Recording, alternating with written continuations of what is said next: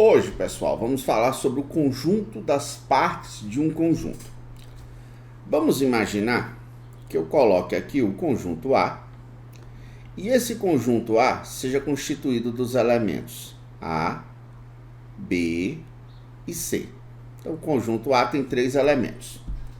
Se eu perguntasse a vocês quais são os subconjuntos, vamos colocar aqui, subconjuntos de A. Então, eu quero que vocês me digam todos os subconjuntos que A tem. O que vocês vão pensar? Professor, eu vou pensar que o A tem como subconjunto um conjunto chamado vazio, que é aquele conjunto que não tem nenhum elemento. Eu digo verdade. Então, o conjunto vazio ele é subconjunto de todo e qualquer conjunto. Um outro subconjunto de A seria os conjuntos constituídos apenas por um elemento de A. Quais são esses conjuntos? Seria o conjunto formado apenas pelo elemento A, seria o conjunto formado apenas pelo elemento B, o conjunto formado apenas pelo elemento C. Então, o que foi que eu acabei de descrever? Os subconjuntos de A constituídos por um único elemento de A.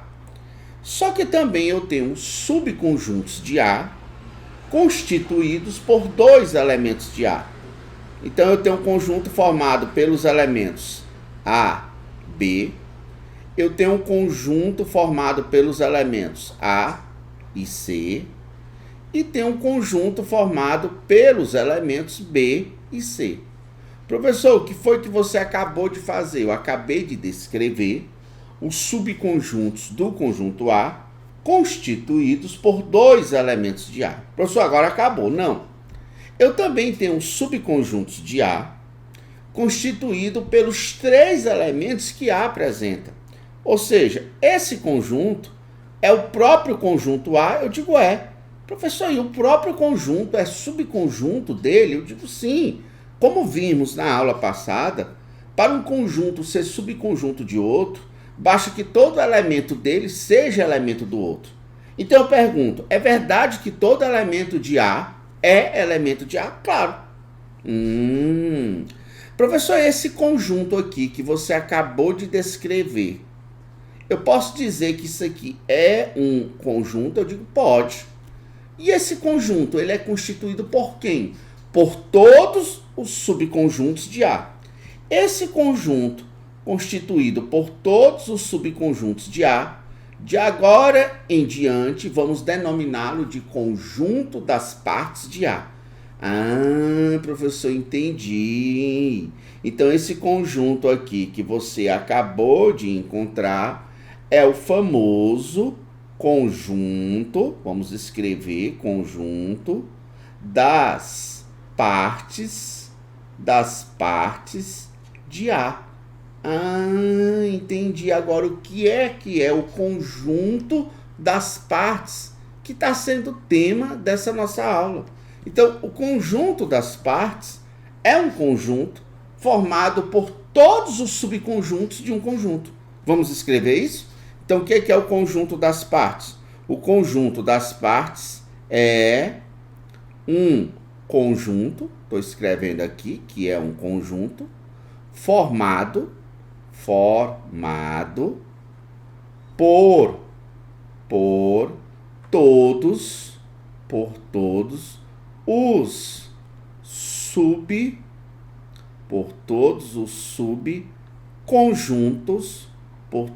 subconjuntos de um conjunto dado.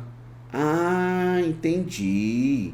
Então, toda vez que você fornecer um determinado conjunto e alguém perguntar quem é o conjunto das partes desse conjunto, eu vou responder que é um conjunto formado por todos os subconjuntos desse conjunto. Eu digo exatamente. Professor, me diga uma coisa. Esse conjunto das partes de A, ele tem quantos elementos? Eu digo, cara, vamos contar. Quantos elementos tem o conjunto das partes de A? Vamos lá. Tem aqui 2, 3, 4, 5, 6, 7, 8. Professor, toda vez que eu quiser determinar o número de elementos do conjunto das partes de um conjunto, eu tenho que descrever quem é esse conjunto das partes e depois contar quantos elementos ele tem? Eu digo não. O que você tem que pensar é que o conjunto das partes de um conjunto é o conjunto formado por todos os subconjuntos do conjunto dado. Então, determinar o número de elementos do conjunto das partes de um conjunto é a mesma coisa de você determinar quantos subconjuntos tem um conjunto. Sério, professor, está muito confuso isso. Eu digo, tá, então vamos fazer o seguinte. Eu coloco aqui o conjunto A, que é formado pelos elementos A, B e C. Se eu perguntasse a vocês o seguinte, quantos subconjuntos apresenta o conjunto A? Professor, como é que eu devo proceder para responder essa pergunta? Eu digo o seguinte, você começa a se questionar. Como assim, professor, me questionar? Eu vou lhe explicar melhor. Eu tenho aqui o conjunto A, constituído dos elementos A, B e C.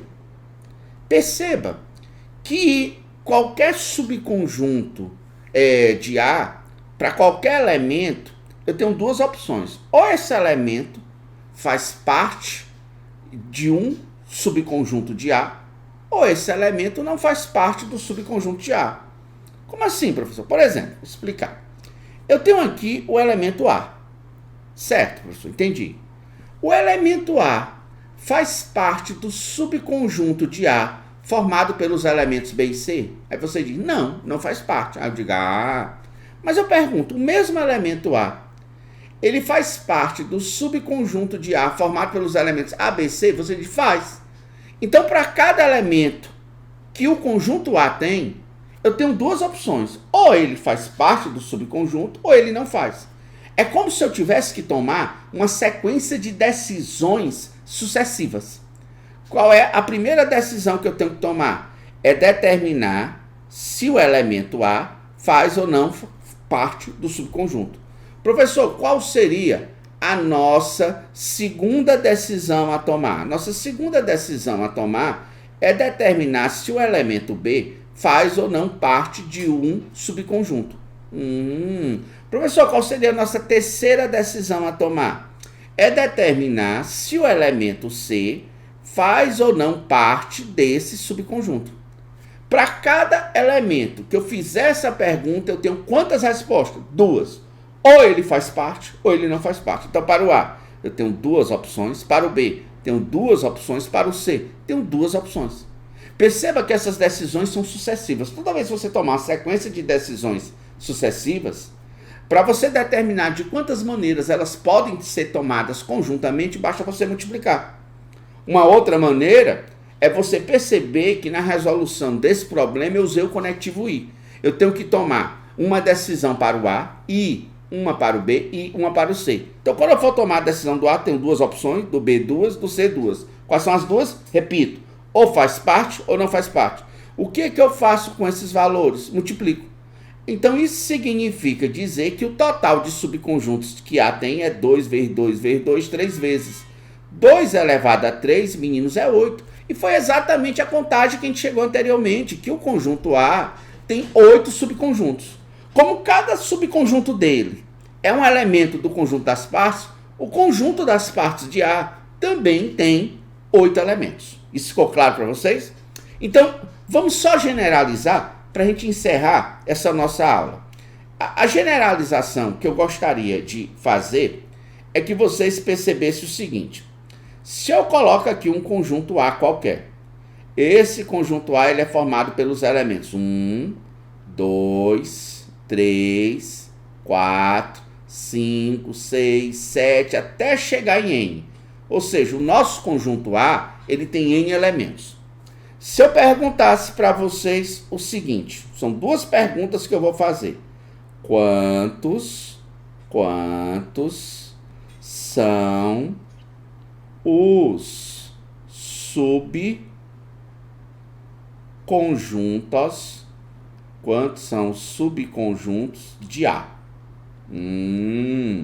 Qual é a outra pergunta? A outra pergunta é: quantos, vamos escrever aqui, quantos elementos tem o conjunto das partes de A? Professor, essas perguntas, elas não são equivalentes? Eu digo, muito bem, são duas perguntas equivalentes. Se elas são equivalentes, evidentemente, apresenta a mesma resposta. Então, por exemplo, quando eu quero saber quantos são os subconjuntos de A, para cada elemento de A eu tenho duas opções. Ou ele faz parte ou não do subconjunto. Então, para o 1, eu tenho duas opções. Para o 2, duas opções. Para o 3, duas opções. Para qualquer elemento eu vou ter duas opções.